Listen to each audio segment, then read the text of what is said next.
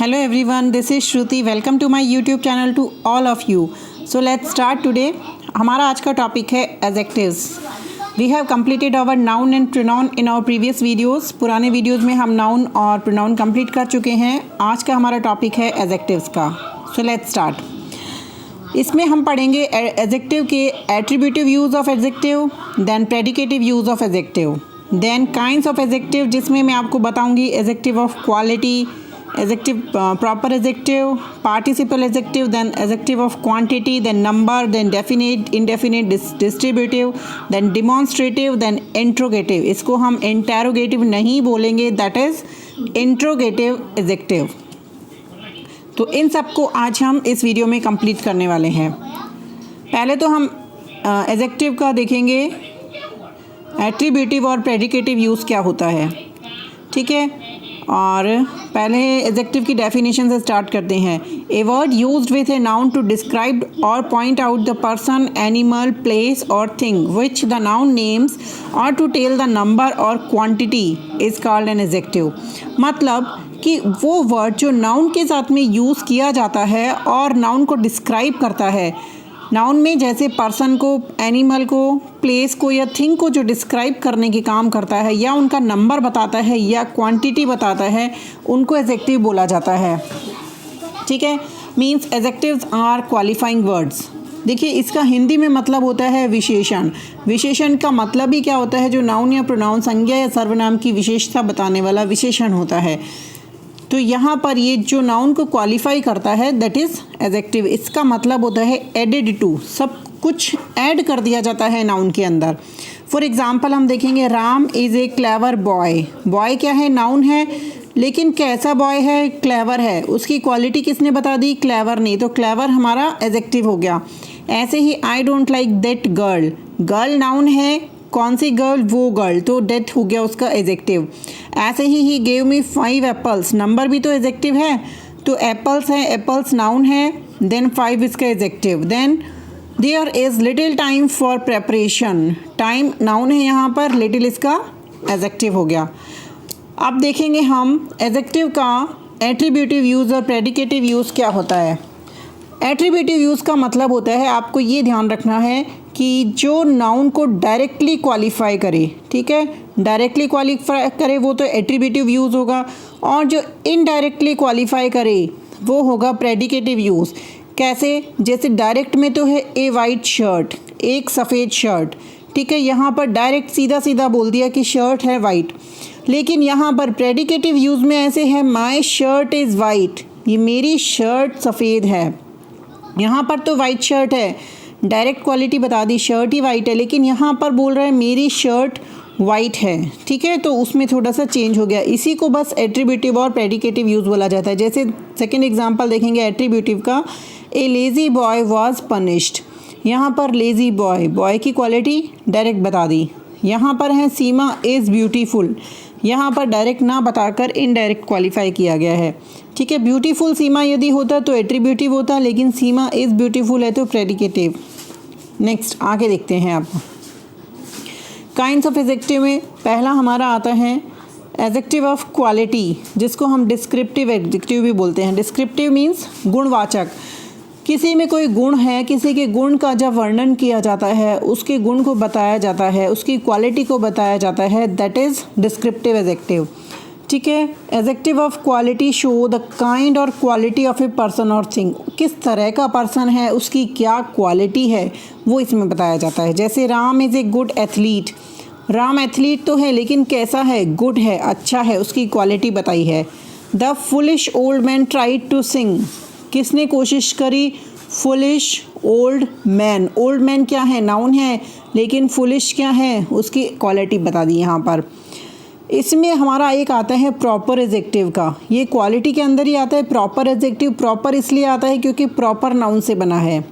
ठीक है, जैसे कि एक एग्जांपल देखते हैं हम. He is a German seller. The British ambassador is coming. तो यहाँ पर जो जर्मन वर्ड है या फिर ब्रिटिश वर्ड है, ये प्रॉपर नाउन से बने हुए वर्ड है. ठीक है, ब्रिटिश एम्बेसडर है, जर्मन सेलर है, मतलब जर्मन कंट्री से बिलोंग करने वाला है ना.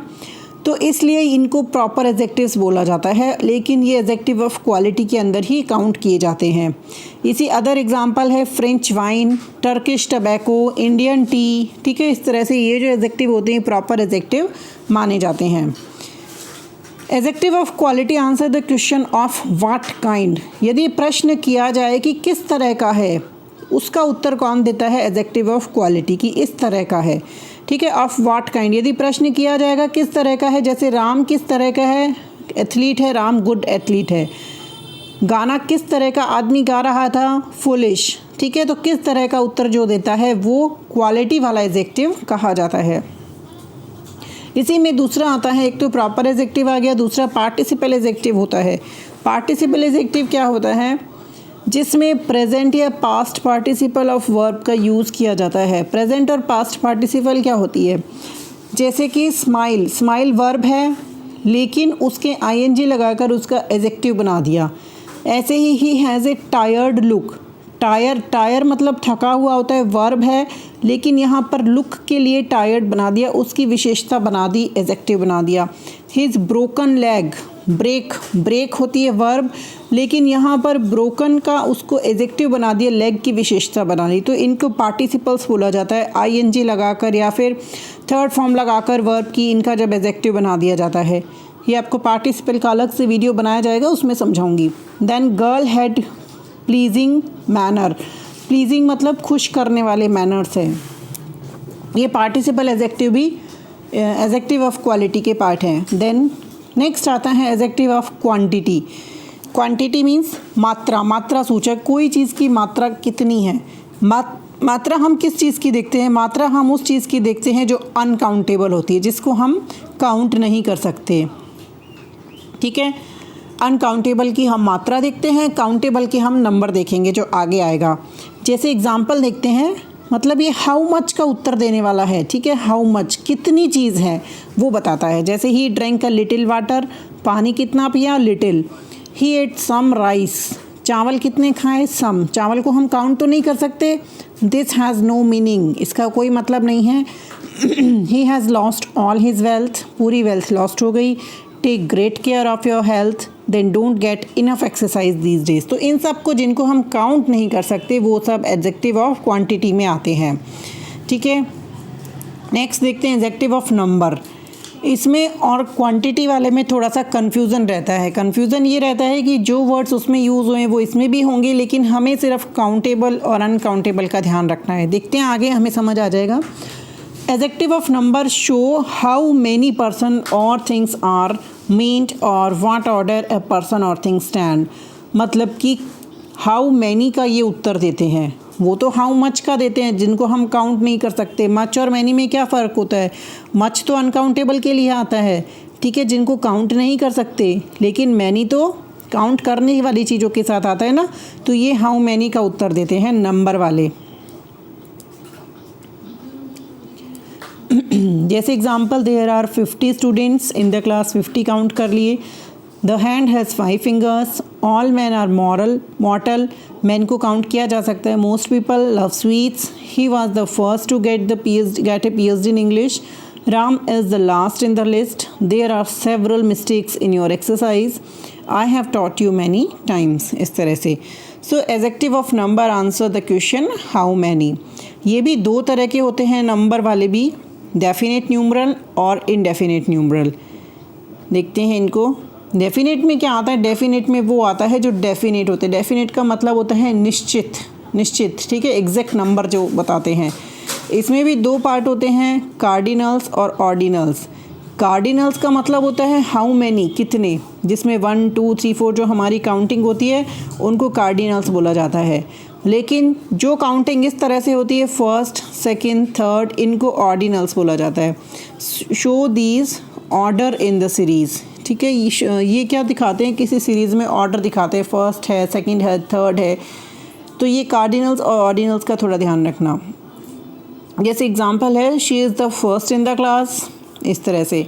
These adjectives can be used only with countable nouns. ये आ गई ना वही बात, काउंटेबल्स के साथ यूज़ कर सकते हैं क्योंकि नंबर्स को हम काउंट कर सकते हैं। सो डेफिनेट इनडेफिनेट, अब इनडेफिनेट देखते हैं। इनडेफिनेट का मतलब होता है अनिश्चित, वो तो डेफिनेट थे, नंबर है तो डेफिनेट है, निश्चित है। इनडेफिनेट में क्या होता है, काउंट तो कर सकते हैं लेकिन ये अनिश्चित होते हैं, जैसे कि ऑल है, नो, मैनी, फ्यू, सम, एनी, सर्टेन, सेवरल, ये सब इसमें आते हैं। सन्ड्री, इस तरह से, जैसे I want some more books, कुछ और बुक्स चाहिए, काउंट तो कर सकते हैं लेकिन डेफिनेट नहीं है। मोस्ट पीपल लव स्वीट्स, ठीक है, काउंट तो कर सकते हैं लेकिन डेफिनेट नहीं है। Some of these can be used as adjectives of quantity when used with uncountable nouns, जब अनकाउंटेबल के साथ यूज़ किया जाता है तो वो क्वांटिटी में माना जाता है। जैसे some sugar, all the rice, any oil, all the salt, any coal, ये सब उसमें काउंट किए जाते हैं। अब इनमें थोड़ा सा डिफरेंस देख लेंगे कि क्वांटिटी, सेम वर्ड्स को हम क्वांटिटी और एडजेक्टिव ऑफ नंबर के साथ कैसे यूज़ करते हैं। जैसे यहाँ पर क्वांटिटी में यूज़ कब होगा, सम का use, I hate some rice, तो ये अनकाउंटेबल है, राइस को हम काउंट नहीं कर सकते, तो यहाँ पर जब सम का यूज़ होगा तो ये क्वांटिटी में मात्रा सूचक माना जाएगा। लेकिन सम गर्ल्स, अब सम का यूज़ यहाँ हुआ है तो ये नंबर में माना जाएगा, क्योंकि girls can be counted, girls को काउंट किया जा सकता है ना, इसलिए ये नंबर में माना जाएगा यहाँ पर। ऐसे ही I have lost all my wealth, wealth, पूरी वेल्थ लॉस्ट कर दी तो पूरी वेल्थ को हम काउंट नहीं कर सकते, तो ये क्वांटिटी, मात्रा मानी जाएगी।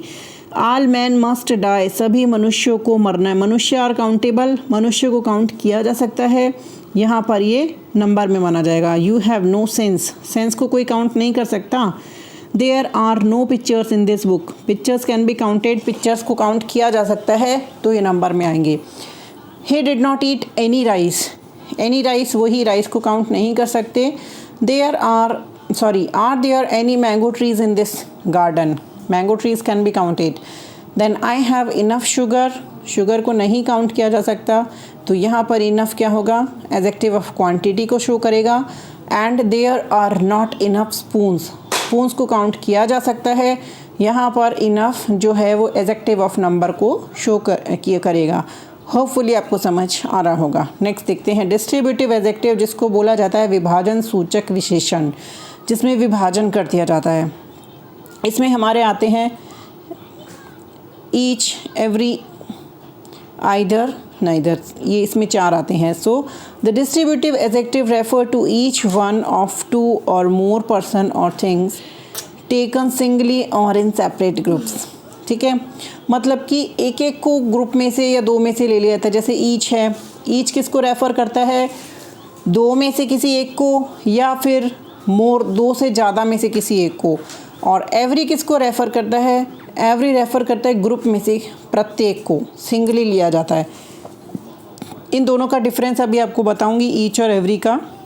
ईदर का देखते हैं, ईदर का वन ऑफ एनी 2 थिंग्स और पर्सन, ईदर का मीन्स होता है 2 में से कोई भी एक, ठीक है, प्रत्येक नहीं, 2 में से एक, कोई भी एक। नीदर का मीन्स होता है, नीदर इसका नेगेटिव होता है ईदर का, मतलब कि 2 में से कोई भी नहीं, दोनों ही नहीं।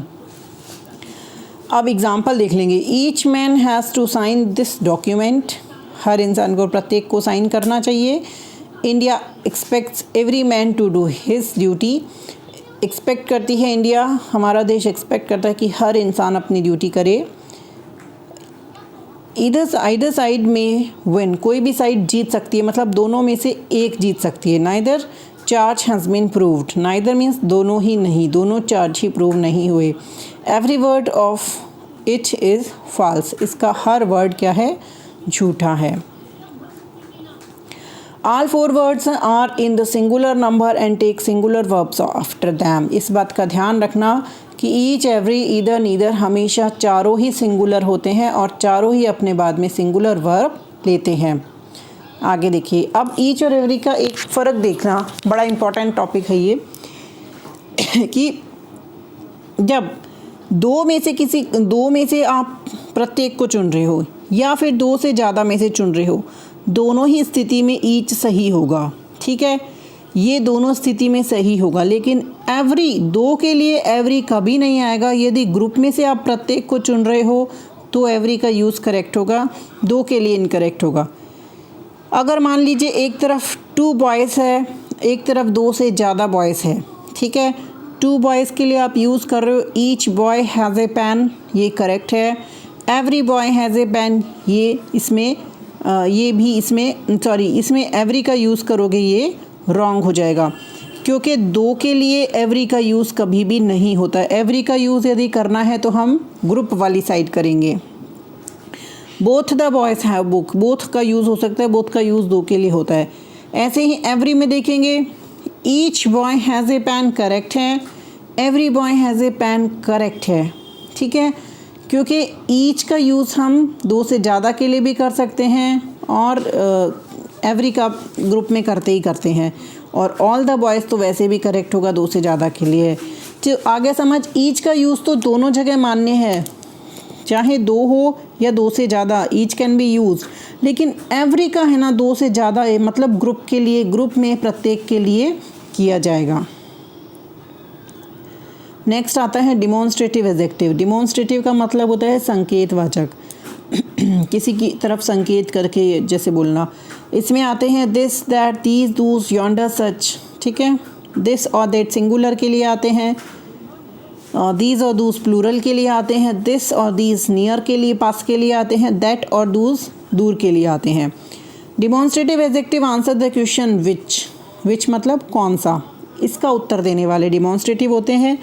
जैसे this boy is stronger than Hari, ये बॉय हरी से स्ट्रॉन्गर है। दीज ग्रैप्स मतलब इनके बाद में क्या है, नाउन आ जाता है, तो ये क्या हो जाते हैं, एडजेक्टिव्स हो जाते हैं। मैंने आपको प्रोनाउन वाले उसमें पढ़ाया था कि जब इसमें डिफरेंस भी बताया था कि इनके बाद जब नाउन नहीं आता तो ये एडजेक्टिव नहीं रहते, बाद में नाउन आता है तभी ये सब वर्ड्स क्या रहते हैं, एडजेक्टिव रहते हैं। नेक्स्ट है he lives in yonder village, such questions should not be asked, those rascals must be punished, I hate such things। आगे देखते हैं interrogative adjectives. what, which, whose, when they are used with nouns to questions are called interrogative adjectives। जब इनको noun के साथ use किया जाता है, what को, which को और whose को, तो ये इंट्रोगेटिव एडजेक्टिव मतलब प्रश्नवाचक एडजेक्टिव माने जाते हैं। Example, what sort of man is he, what truth is this is there in this is his story, which path should we follow, whose house is that, whose pen is this, what manner of man is he, which way shall we go। ठीक है, तो इस तरह से हम ध्यान रखेंगे। एक बात और ध्यान रखना कि व्हाट तो जनरल सेंस में यूज़ किया जाता है, जबकि विच का यूज़ हम कब करते हैं, जब हम सेलेक्टिव सेंस का यूज़ करते हैं। हमें सेलेक्ट करना है, जैसे which path should we follow, 2 path है, हमें उनमें से कौन सा सेलेक्ट करना है, इस तरह से विच वे शैल वी गो, इस तरह से। सो आई होप आपको समझ आया होंगे, सारे एडजेक्टिव इसमें क्लियर कर दिए गए हैं। If you like my video then please subscribe my channel. Thank you very much.